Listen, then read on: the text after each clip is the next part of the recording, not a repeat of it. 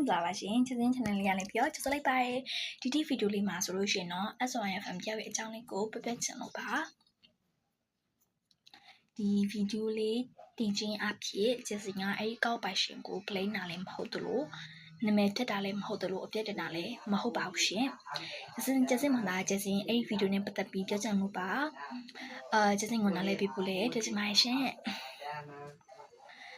အဖြစ်ပြက်ကဒီလိုပေါ့နော်ကျစင်ကတော်ကြည့်နေတန်းလန်းနဲ့အဲ့ကပိုင်ရှင်ရဲ့ဗီဒီယိုမထင်မှပတ်နဲ့တက်လာကျစင်နဲ့ကြည့်လိုက်တဲ့အချိန်မှာလေကျစင်တို့ငယ်ချင်းတောက်ဆိုလို့ဝါဟုတ်ဖြစ်သွားတယ်အဲ့နဲ့ကျစင်ငယ်ချင်းတရားပြောရသိလား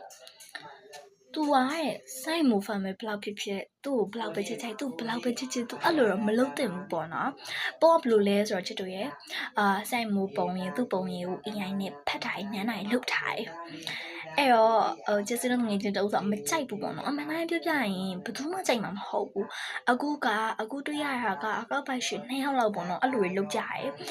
ဒါပေမဲ့ကျစင်ဘာမှမပြောဘူးဆိုတော့အရင်တော့ကျစင်ကဆက်သမီးလုံးမကြိုက်ဘူးဒါပေမဲ့စိုက်မိုသမင်းသားဖြစ်လာတဲ့အချိန်မှာကျစင်ကလေဆက်သမီးသူ့လိုဖြစ်သွားတယ်သိလားကျစင်တို့လည်းစိုက်မိုရဲ့ဖန်ပဲ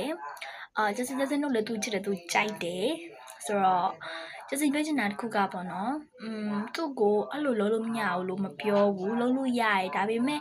အခြားသူတွေရဲ့ခန်းစားချက်လေးကိုစိတ်ထဲထည့်ပြီး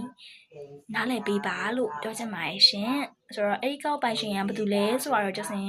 တိကျတော့မပြောတော့ဘူးပေါ့နော်ဒီဗီဒီယိုလေးကြည့်လိုက်တာကအဲ့အားလေးပြောချင်တော့ပါရှင်ဆိုတော့အားလုံးကျေးဇူးတင်ပါတယ်ဘိုင်ဘိုင်